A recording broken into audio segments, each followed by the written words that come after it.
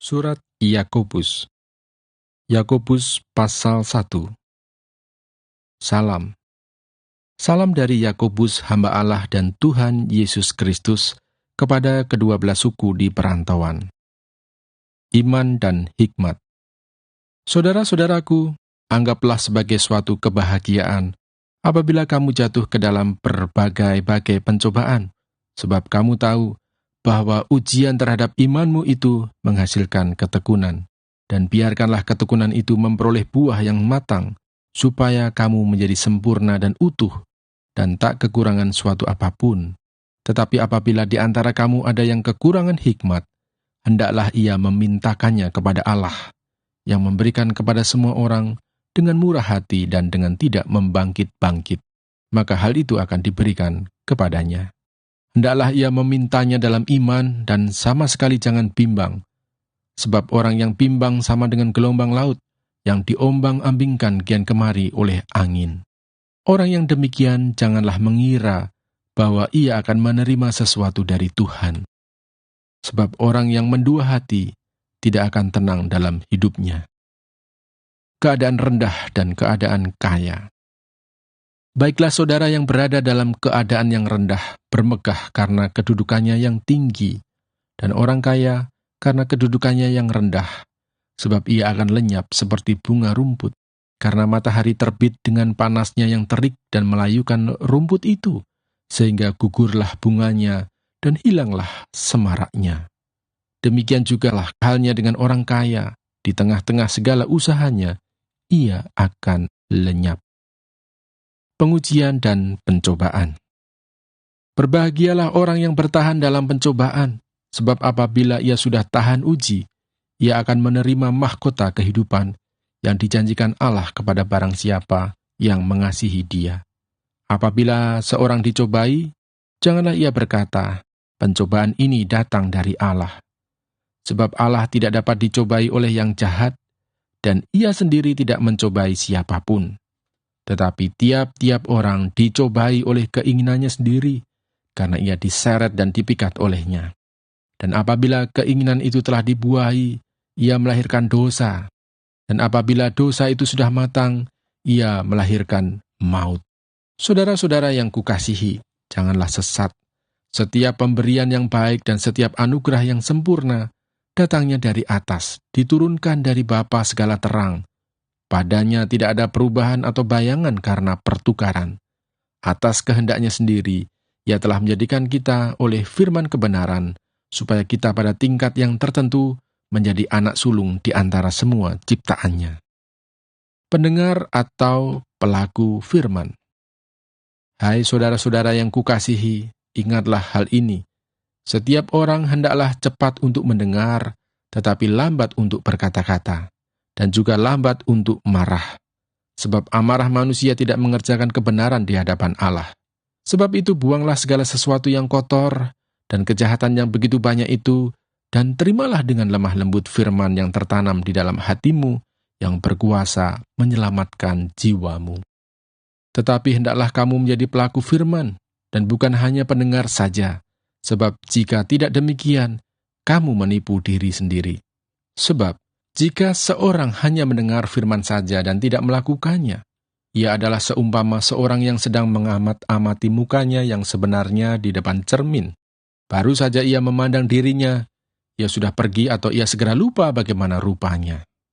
Tetapi barang siapa meneliti hukum yang sempurna, yaitu hukum yang memerdekakan orang, dan ia bertekun di dalamnya, jadi bukan hanya mendengar untuk melupakannya, tetapi sungguh-sungguh melakukannya, ia akan berbahagia oleh perbuatannya.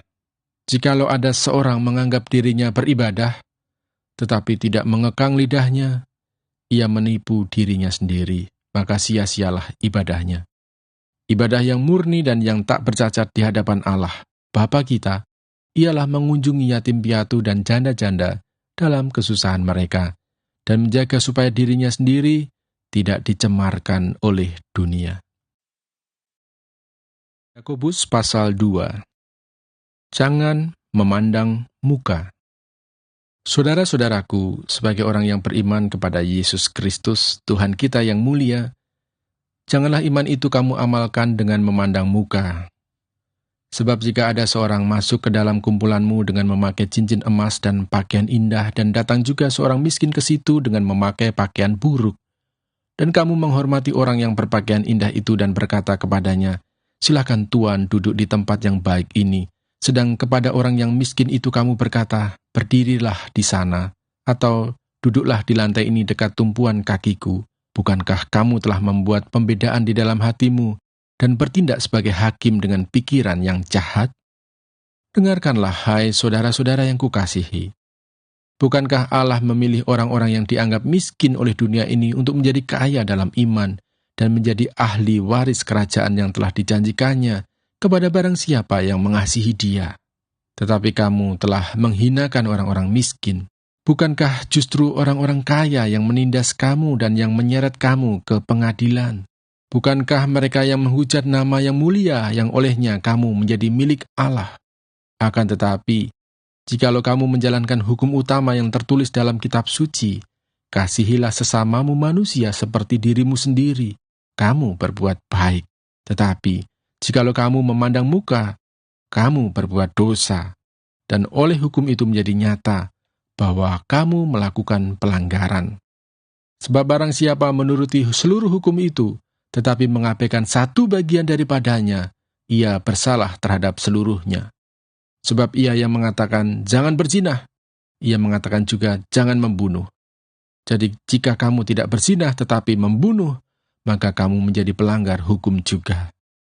Berkatalah dan berlakulah seperti orang-orang yang akan dihakimi oleh hukum yang memerdekakan orang. Sebab penghakiman yang tak berbelas kasihan akan berlaku atas orang yang tidak berbelas kasihan. Tetapi belas kasihan akan menang atas penghakiman. Iman tanpa perbuatan pada hakikatnya adalah mati. Apakah gunanya, saudara-saudaraku, jika seorang mengatakan bahwa ia mempunyai iman, padahal ia tidak mempunyai perbuatan? Dapatkah iman itu menyelamatkan dia? Jika seorang saudara atau saudari tidak mempunyai pakaian dan kekurangan makanan sehari-hari, dan seorang dari antara kamu berkata, "Selamat jalan, kenakanlah kain panas dan makanlah sampai kenyang," tetapi ia tidak memberikan kepadanya apa yang perlu bagi tubuhnya, apakah gunanya itu? Demikian juga halnya dengan iman. Jika iman itu tidak disertai perbuatan, maka iman itu pada hakikatnya adalah mati. Tetapi mungkin ada orang berkata, "Padamu ada iman, dan padaku ada perbuatan." Aku akan menjawab dia, "Tunjukkanlah kepadaku imanmu itu tanpa perbuatan, dan aku akan menunjukkan kepadamu imanku dari perbuatan-perbuatanku." Engkau percaya bahwa hanya ada satu Allah saja, itu baik. Tetapi setan-setan pun juga percaya akan hal itu dan mereka gemetar. Hai manusia yang bebal, maukah engkau mengakui sekarang bahwa iman tanpa perbuatan adalah iman yang kosong? Bukankah Abraham bapa kita dibenarkan karena perbuatan-perbuatannya ketika ia mempersembahkan Ishak anaknya di atas mezbah? Kamu lihat bahwa iman bekerja sama dengan perbuatan-perbuatan, dan oleh perbuatan-perbuatan itu, iman menjadi sempurna. Dengan jalan demikian genaplah nas yang mengatakan, "Lalu percayalah Abraham kepada Allah, maka Allah memperhitungkan hal itu kepadanya sebagai kebenaran." Karena itu Abraham disebut sahabat Allah. Jadi kamu lihat bahwa manusia dibenarkan karena perbuatan-perbuatannya dan bukan hanya karena iman. Dan bukankah demikian juga Rahab pelacur itu dibenarkan karena perbuatan-perbuatannya ketika ia menyembunyikan orang-orang yang disuruh itu di dalam rumahnya, lalu menolong mereka lolos melalui jalan yang lain.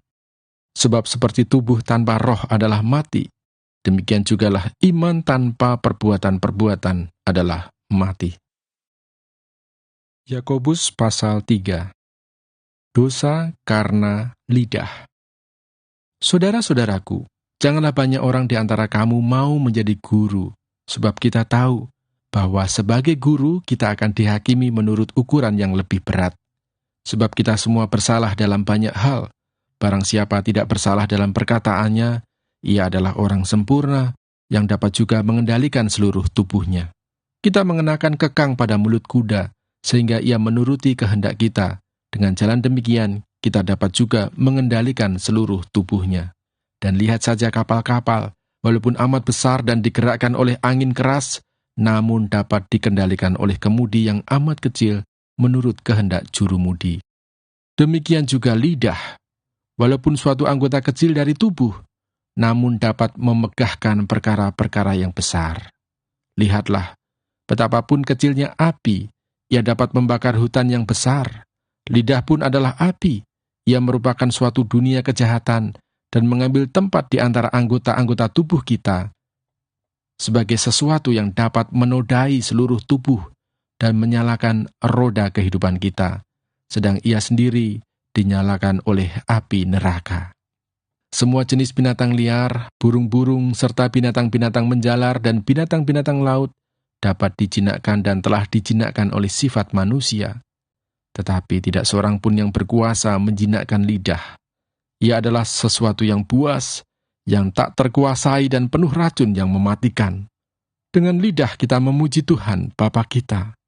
Dan dengan lidah kita mengutuk manusia yang diciptakan menurut rupa Allah. Dari mulut yang satu keluar berkat dan kutuk. Hal ini, saudara-saudaraku, tidak boleh demikian terjadi. Adakah sumber memancarkan air tawar dan air pahit dari mata air yang sama? Saudara-saudaraku, adakah pohon ara dapat menghasilkan buah zaitun, dan adakah pohon anggur dapat menghasilkan buah ara? Demikian juga mata air asin tidak dapat mengeluarkan air tawar. Hikmat yang dari atas.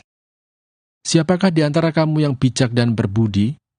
Baiklah ia dengan cara hidup yang baik menyatakan perbuatannya oleh hikmat yang lahir dari kelemah lembutan. Jika kamu menaruh perasaan iri hati dan kamu mementingkan diri sendiri, janganlah kamu memegahkan diri dan janganlah berdusta melawan kebenaran. Itu bukanlah hikmat yang datang dari atas, tetapi dari dunia, dari nafsu manusia, dari setan-setan. Sebab di mana ada iri hati dan mementingkan diri sendiri, di situ ada kekacauan dan segala macam perbuatan jahat. Tetapi hikmat yang dari atas adalah pertama-tama murni, selanjutnya pendamai, peramah, penurut, penuh belas kasihan dan buah-buah yang baik, tidak memihak dan tidak munafik. Dan buah yang terdiri dari kebenaran ditaburkan dalam damai untuk mereka yang mengadakan damai.